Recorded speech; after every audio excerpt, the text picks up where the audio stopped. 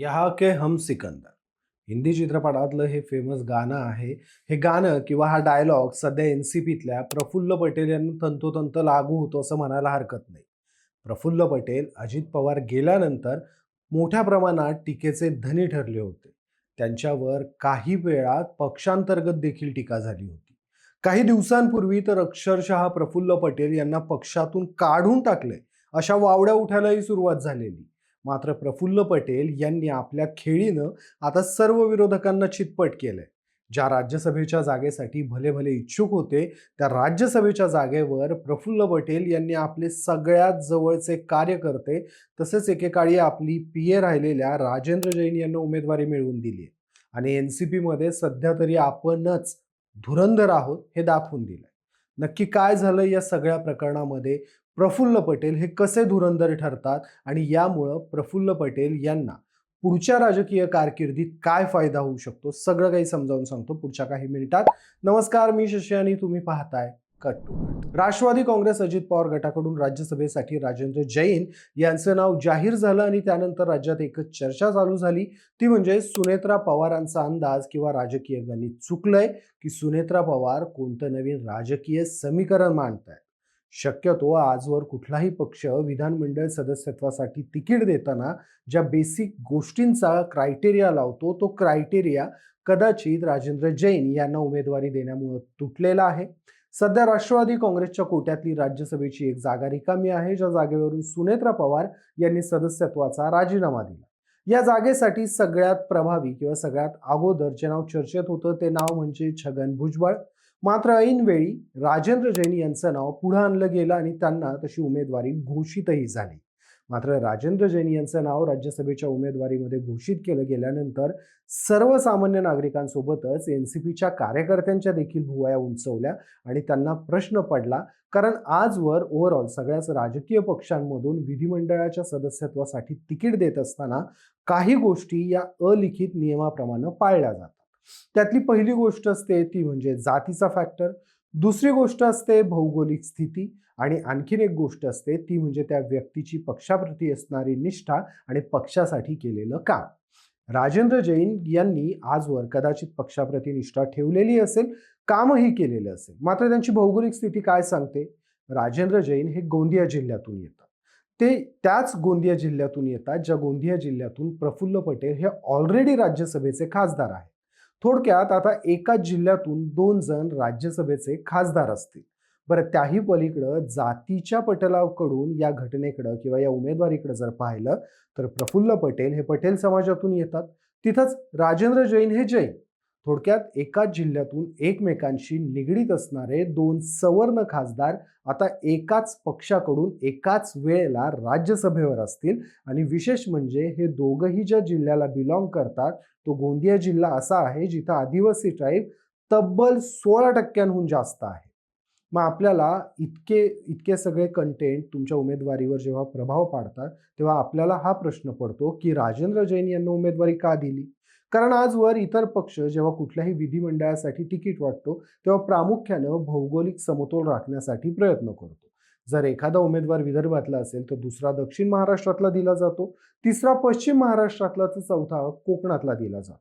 त्यामुळंच भाजपसारखा पक्ष कुणाच्याही ध्यानीमनी नसताना माया युनाते यांना राज्यसभेवर पाठवतो, तर एकनाथ शिंदेची शिवसेना ज्योती वाघमारे या कार्यकर्तीला कुणाच्याही ध्यानीमनी नसताना राज्यसभेवर पाठवते. त्यामुळे शक्यतो तिकीट वाटप करताना सर्व जातींना, भौगोलिक प्रदेशांना समान प्रतिनिधित्व मिळेल हा विचार केला जातो. अन्यथा त्या पक्षाबद्दल ज्या जातीला प्रतिनिधित्व मिळालेलं नाहीये त्या जातीमध्ये नकारात्मक प्रतिमा तयार होऊ शकते. मात्र तरीही राष्ट्रवादी काँग्रेसकडून राजेंद्र जैन यांना उमेदवारी दिली गेली, जिथून ऑलरेडी प्रफुल्ल पटेल हे राज्यसभेचे खासदार आहेत.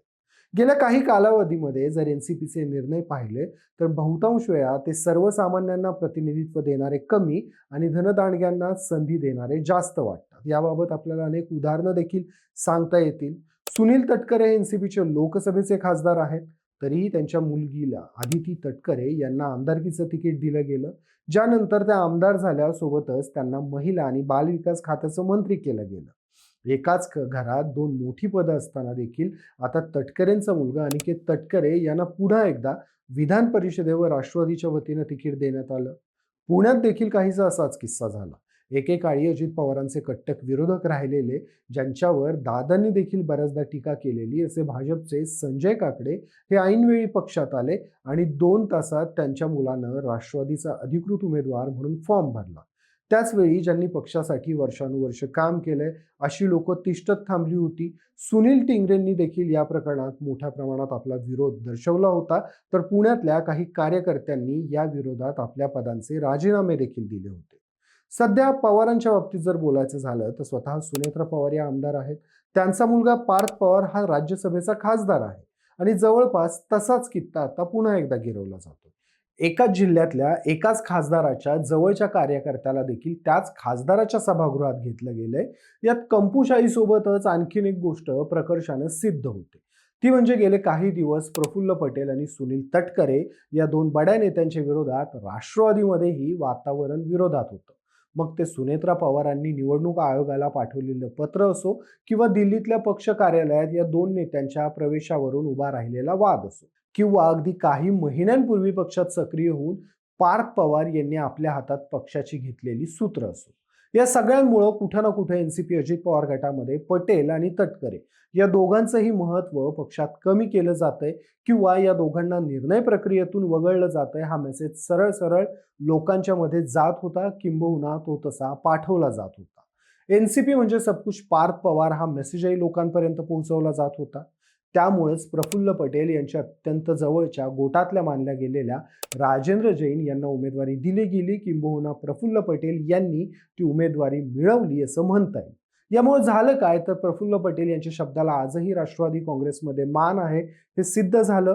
पटेलांच्या मर्जीतल्या कार्यकर्त्याला ते तिकीट मिळवून देऊ शकतात हे पुढं आलं आणि यासोबतच एक प्रश्न देखील पुढं आला. तो म्हणजे जर नेते मंडळी मोठमोठी पदं आपल्यातली आपल्यातच वाटून घेणार असतील तर सर्वसामान्य कार्यकर्त्यांचं काय? ज्यांनी आयुष्यभर पक्षासाठी कष्ट केले, ज्यांनी पक्ष तळागाळात पोहोचवला, आयत्या वेळेस मात्र अशा लोकांना डावलून नेत्यांच्या जवळच्या किंवा आयात केलेल्या उमेदवारांना संधी मिळते. वास्तवात राष्ट्रवादीवर घराणेशाहीचा आरोप हा काही आज होत नाही किंवा आज केला जात नाही. तो राष्ट्रवादी एकसंध असल्यापासून होतोय. खरं तर राष्ट्रवादी स्वतः हा आरोप खरा आहे हे वारंवार सिद्ध करते. मग ते आत्ता अलीकडच्या घटनेच्या बाबतीत, तटकरेंच्या बाबतीत असो, काकडेंच्या बाबतीत असो किंवा आता काही अंशी त्याच प्रमाणात सारखी असणारी घटना म्हणजे राजेंद्र जैन यांना दिली गेलेली उमेदवारी. खरं तर यावेळी छगन भुजबळ हे राज्यसभेवर जातील असा सर्वांचा कयास होता.